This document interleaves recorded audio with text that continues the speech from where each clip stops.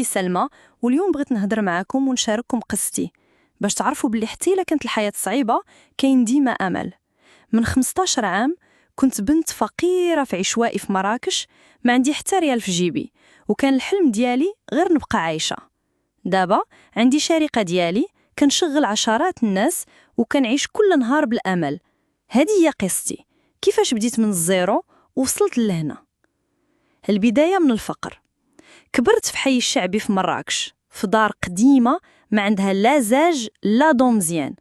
كنا 7 ديال الخوت، ووالدينا كيخدموا غير بالكدية في السوق.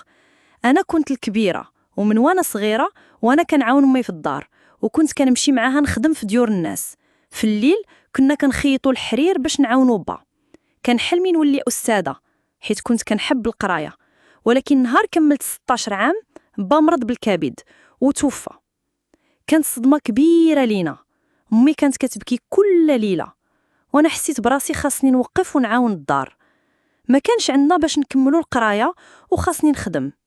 دخلت نخدم في معمل ديال النسيج، كنخيط جلابات من الصباح للعشيه مقابل 50 درهم في النهار. الخدمه كانت قاصحه، الحراره، الصداع، والمدير اللي ما كيعرفش عامل الناس. ولكن كنت كنشوف خويا الصغار اللي كيتسناو مني نجيب الخبز، وهذا الشيء كان كيعطيني القوه نصبر. الضو وسط العتمه.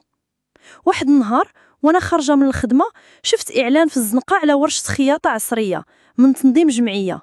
كنت عيانه، ولكن حسيت بشي صوت داخلي كيقول لي جربي سلمى. مشيت وسجلت، وتلاقيت مع فاطمه، وحده سيده من الجمعيه كانت كتعاملنا بحال بناتها. هي اللي علمتني نخيط بطريقتي ونطلق العنان للابداع ديالي. فاطمه شجعتني نسجل في برنامج ديال تكوين النساء في المقاوله. في الاول كنت خايفه، كيفاش أنا اللي حتى الباك ما عندي نقدر نفتح شركة؟ ولكن في الورشات تعلمت بزاف، كيفاش ندير مشروع، كيفاش نبيع، وشنو معنى خطة عمل. بديت نحلم بكتر من خدمة المعمل. الخطوة الأولى، من بعد عام خديت القرار، جمعت شوية ديال الفلوس وشريت ماكينة خياطة ب2000 درهم. بديت كنخدم من دارنا في الليل بعد الخدمة.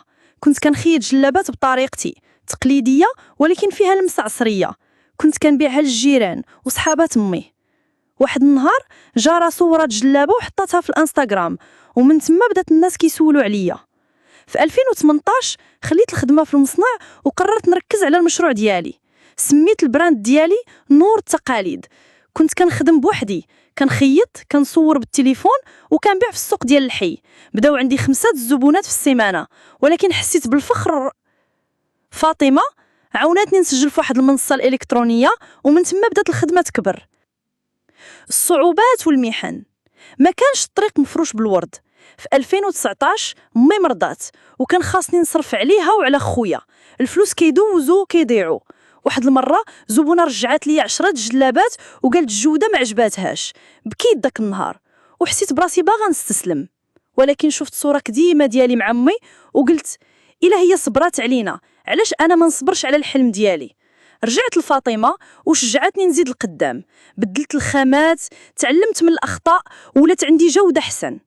بديت نصور فيديوهات في تيك توك كنبين الخدمة ديالي، وهذا الشيء جاب لي الزبونات من مدن أخرين وحتى من الخارج. النجاح والتألق. في 2022 جمعت شوية ديال الفلوس وكريت محل صغير. بديت كنخدم مع 2 بنات من الحي بحالي، عندهم حلم ولكن ما عندهمش فرصة. علمتهم الخياطة والتسويق. البراند ديالي نور التقاليد كبرات، ولات عندي زبونات من كازا، الرباط، وحتى أوروبا. في 2023 فتحت موقع إلكتروني ومشيت لباريس نشارك في معرض دولي ديال الأزياء التقليدية. كانت أول مرة نطلع في طيارة، وبقيت كنقول في قلبي واش هذه سلمى اللي كانت كتخيط في الزنقة؟ دابا في 2025 عندي 25 خدامة، وكلهم بنات من أحياء شعبية. كنحاول نكون سبب في نجاحهم بحال ما كانت فاطمة سبب في نجاحي. المنتجات ديالنا وصلوا للماريكان، الخليج، ولكن الحاجة اللي كتفرحني بزاف هي نشوف الضحكة في عين أمي وخويا. الدروس من قصتي. إلا رجعت اللور غادي نقول النجاح ماشي فلوس، النجاح هو أنك تحلم وتخدم على راسك وتوصل حتى إلا بديتي من الزيرو.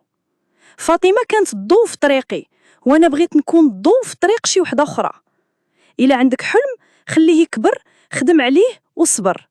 كل سقطة كتقويك وكل نهار كيقربك لحلمك. إلا انت دابا فشي وضعية صعيبة، عرفي ملي انت قوية، بداي بخطوة صغيرة وخلي النية لله والنتيجة غادي تبان. أنا مازال كنحلم، ولكن كل صباح كنقول الحمد لله سلمى وصلتي لهنا.